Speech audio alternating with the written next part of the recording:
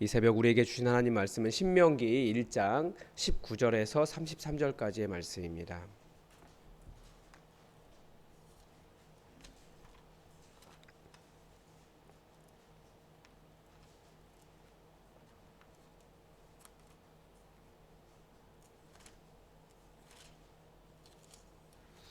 신명기 1장 19절에서 33절까지의 말씀입니다. 우리 하나님의 말씀을 다 함께 받들어 읽겠습니다. 우리 하나님 여호와께서 우리에게 명령하신 대로 우리가 호렙산을 떠나 너희가 보았던 그 크고 두려운 광야를 지나 아모리 족속의 산지 길로 가데스 바네아에 이를 때 내가 너희에게 이르기를 우리 하나님 여호와께서 우리에게 주신 아모리 족속의 산지에 너희가 이르렀나니 너희 하나님 여호와께서 이 땅을 너희 앞에 두셨은즉 너희 조상의 하나님 여호와께서 너희에게 이르신 대로 올라가서 차지하라. 두려워하지 말라, 주저하지 말라 한즉 너희가 다 내 앞으로 나와 말하기를 우리가 사람을 우리보다 먼저 보내어 우리를 위하여 그 땅을 정탐하고 어느 길로 올라가야 할 것과 어느 성읍으로 들어가야 할 것을 우리에게 알리게 하자 하기에 내가 그 말을 좋게 여겨 너희 중 각 지파에서 한 사람씩 12를 택하매 그들이 돌이켜 산지에 올라 에스골 골짜기에 이르러 그곳을 정탐하고 그 땅의 열매를 손에 가지고 우리에게로 돌아와서 우리에게 말하여 이르되 우리의 하나님 여호와께서 우리에게 주시는 땅이 좋더라 하였느니라. 그러나 너희가 올라가기를 원하지 아니하고 너희 하나님 여호와의 명령을 거역하여 장막 중에서 원망하여 이르기를 여호와께서 우리를 미워하심으로 아모리 족속의 손에 넘겨 멸하시려고 우리를 애굽 땅에서 인도하여 내셨도다. 우리가 어디로 가랴? 우리의 형제들이 우리를 낙심하게 하여 말하기를 그 백성은 우리보다 장대하며 그 성읍들은 크고 성곽은 하늘에 닿았으며 우리가 또 거기서 안악 자손을 보았노라 하는도다 하기로 내가 너희에게 말하기를 그들을 무서워하지 말라 두려워하지 말라. 너희보다 먼저 가시는 너희의 하나님 여호와께서 애굽에서 너희를 위하여 너희 목전에서 모든 일을 행하신 것 같이 이제도 너희를 위하여 싸우실 것이며 광야에서도 너희가 당하였거니와 사람이 자기의 아들을 안는 것 같이 너희 하나님 여호와께서 너희가 걸어온 길에서 너희를 안으사 이곳까지 이르게 하셨느니라 하나 이 일에 너희가 너희의 하나님 여호와를 믿지 아니하였도다. 그는 너희보다 먼저 그 길을 가시며 장막 칠 곳을 찾으시고 밤에는 불로 낮에는 구름으로 너희가 갈 길을 지시하신 자시니라. 아멘.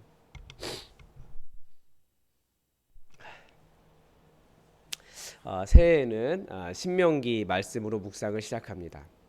신명기는 긴 성경이기 때문에 2월 초까지 2월 그 초까지 하면서 18장까지 묵상하도록 기획되어 있습니다. 매일 성경 그 큐티집에서 신명기 개관을 설명하면서 신명기는 박동이다.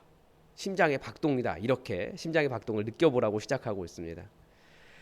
그런데 이 박동이라고 하는 말 단어만큼 신명기를 잘 설명한 단어는 없는 것 같습니다. 이제 광야 40년을 지나 가나안 정복을 앞에 두고 이스라엘 자손에게 그들의 실수가 무엇이었는지 어떻게 해야 하는지를 설명하는 책입니다. 또 그런 관점으로 계속해서 이스라엘 역사, 이스라엘의 전체를 구약 성경 전체를 계속해서 설명하고 있는 책이 이 신명기입니다. 심장이 두근거리죠.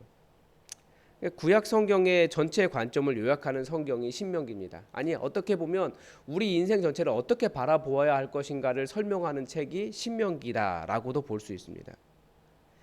이스라엘 안에는 가나안 종교와 혼합된 야훼 숭배가 만연해 있었습니다. 이들에게 항상 바른 신앙, 바른 야훼 신앙의 중거점이 되어온 성경이 신명기입니다. 그러니까 우리도 마찬가지입니다. 우리도 이 땅을 살아가면서 여러 가지로 사실은 이렇게 혼합되어 있습니다. 종교들이. 특별히 우리 대한민국은 무속과 많이 연결되어 있습니다. 그런 것에서 어떻게 하나님을 섬겨야 하는지를 가르쳐주는 신앙의 중거점이 이 신명기 안에 들어 있습니다. 특별히 이 신명기는 왕들이 어떻게 하나님을 섬겨야 하는지를 가르쳐주는 책이 신명기입니다. 이 신명기라고 하는 이름 자체가 그렇습니다. 우리말로 신명기, 그러니까 제가 한자를 찾아보지 않았지만 명령을 다시 새롭게 한다, 그런 뜻인 것 같아요. 신명기의 영어 이름은 듀토로나미라고 되었습니다. 이 듀토로나미, 그 듀토로라고 하는 말이 둘이라는 뜻입니다. 노미는 계명이라는 뜻이고요. 명령, 율법, 그렇고요. 그러니까 우리말의 신명기라고 하면 새롭게 명령한 것, 이렇게 이해되지만, 명령을 새롭게 한다는 뜻인 것 같지만, 신명기 17장 18절에 보면 이 율법서의 등사본을 레위 사람 제사장 앞에서 기록하여 왕의 옆에 두고 이 율법의 모든 말과 규례를 지키라고 명령하고 있습니다. 그러니까 이때 등사본, 그러니까 복사본이라는 말이 이 신명기라는 뜻입니다. 다시 쓴다. 그러니까 두 번째 명령이다. 두 개의 명령이다. 이런 뜻이, 그러니까 복사본이라는 뜻입니다. 그러니까 신명기라는 이름은 복사하여 왕의 옆에 두는 책, 두고 읽는 책, 이런 뜻입니다.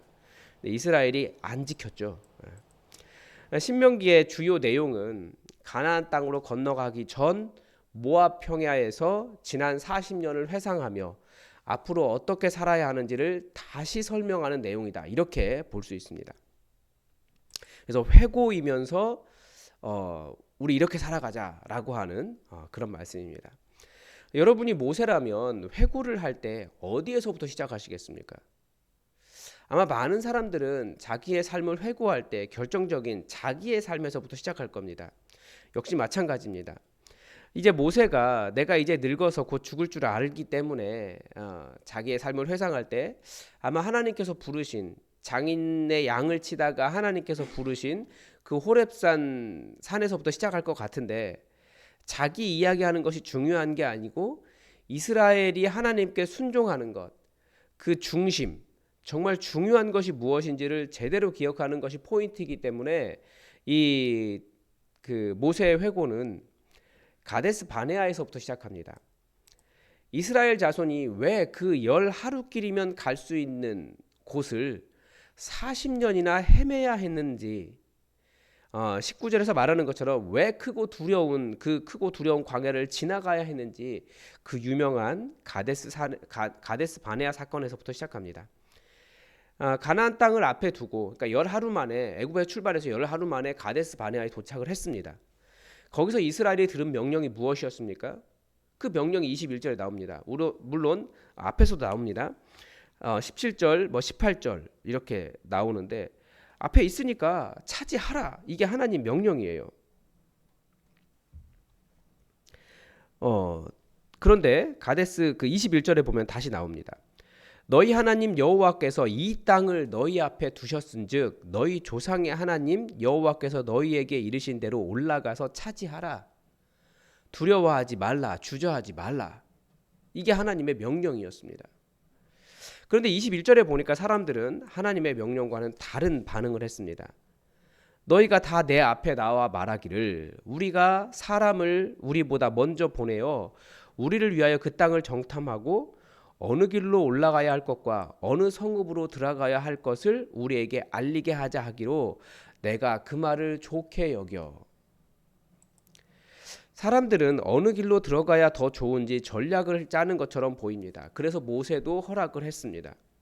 신중해서 나쁠 것이 없는 것처럼 보입니다. 또 많은 사람들이 이야기하니까 그것이 옳은 것처럼 보이기도 합니다.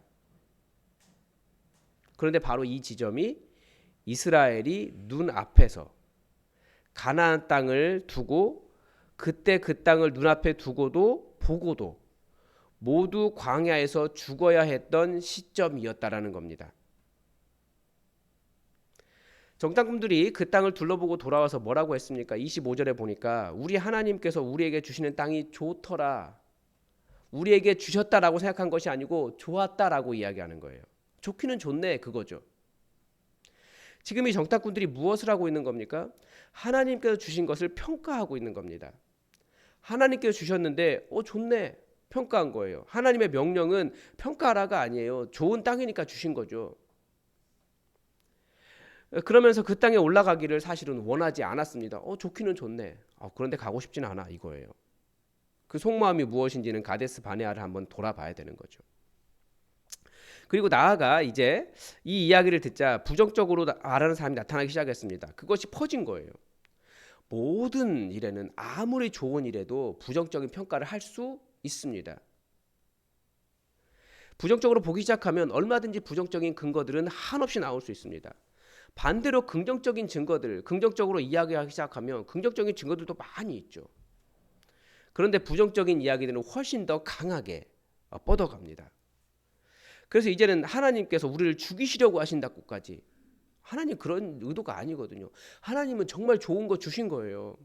가서 차지해라. 너희 것이니까 가서 차지하기만 하면 돼 라고 말씀하시는데도 부정적인 생각들이 퍼지기 시작하니까 하나님 우리를 죽이시려고 하시네 라고까지 거짓말을 만들어내는 거죠.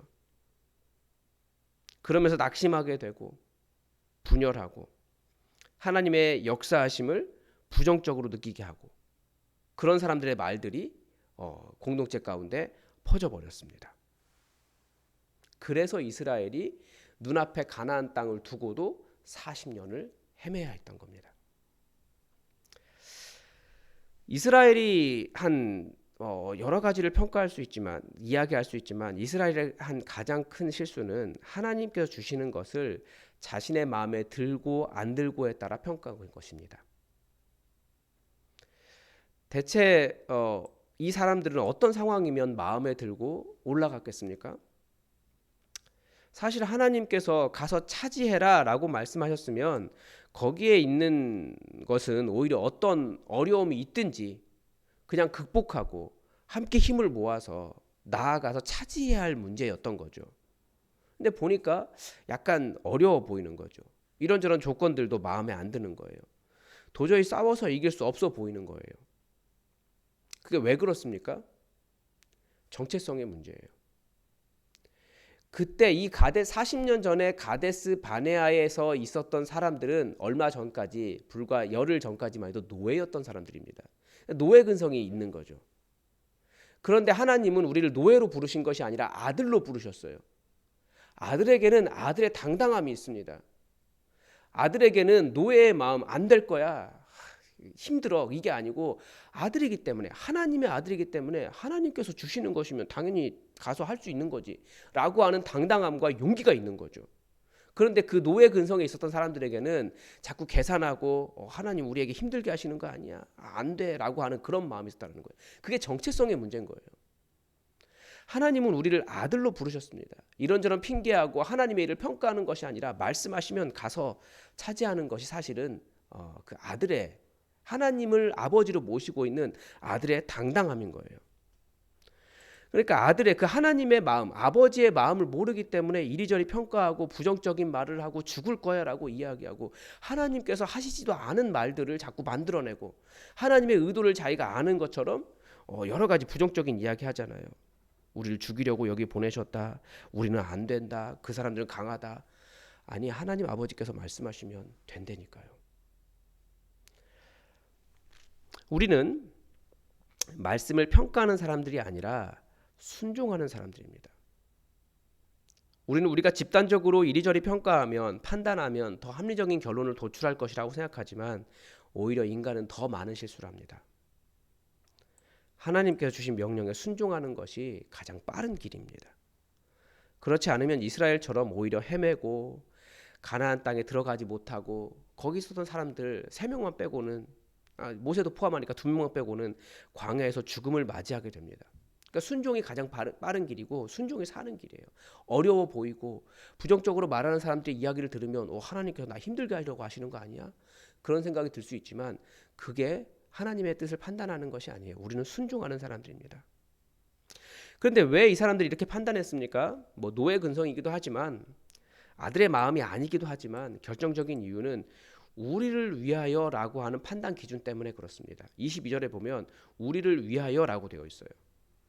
우리를 위하여, 우리는 항상 어떤 것이 우리를 위한 것입니까? 성경은 인간이 자신을 위하여 하는 일들을 보여주고 있습니다. 항상 인간이 우리를 위하여, 나를 위하여라고 말한 것들이 전부 다 우상 숭배였습니다. 그게 우상이에요. 구약 성경에서 우상은 2가지입니다. 하나는 피조물을 신으로 섬기는 것, 하나님이 만드신 것을 신으로 섬기는 것, 이것이고, 또 하나는 하나님을 우상처럼 섬기는 것입니다. 그런데 그 2가지 일에 다 뭐가 들어있습니까? 나를 위하여, 우리를 위하여가 들어 있습니다. 이 우리를 위하여는 우상 숭배의 핵심적인 용어예요. 하나님을 떠나게 된, 하나님을 우상처럼 섬기게 되는 핵심적인 이유예요. 다른 이것이 신약 성경으로 넘어오면 신약 성경은 어떤 신의 이름을 이야기하지 않고 우상이라고 이야기하는데, 그때마다 이야기하는 것이 나를 위하여, 우리를 위하여 행하는 탐욕, 욕심, 갈망, 추구를 의미합니다. 그러니까 구약 신약 성경에 넘어와서는 어떤 종교, 신상을 우상이라고 하기보다, 물론 그것도 우상이지만 나를 위하여, 우리를 위하여라고 말하면서 실제 하나님보다 우리의 판단, 우리의 욕망, 우리의 조건, 우리의 만족이 하나님보다 더 좋다라고 하는 모든 것들이 우상의 본질이다라고 가르쳐 줍니다. 그러니까 어떤 일을 결정할 때 나를 위하여 결정하고 있는지, 아니면 말씀에 순종하기 위하여 결정하고 있는지, 하나님께서 주신 사명을 위해 결정하고 있는지를 돌아보면 우리가 우상을 숭배하는 것인지, 아니면 하나님도 우상처럼 섬기고 있는 것인지 우리는 분별할 수 있다는 겁니다. 하나님께서 주신 명령은 항상 쉽지 않아 보입니다. 다시 예수님의 육신의 어머니 마리아를 생각해 보십시오. 10대 소녀가 아들을 낳을 수 있다, 아들을 낳을 것이다 라는 말씀 안에는 도저히 감당할 수 없는 그 두려운 미래들이 있습니다. 그러나 마리아가 저는 주의 종입니다, 말씀대로 이루어지다 할 때 예수님께서 마리아를 통해서 세상에 태어나셨습니다. 아니, 사람의 인생 중에 그렇게 위대한, 그렇게 위대하고 훌륭하고 영광스러운 일이 또 어디 있습니까?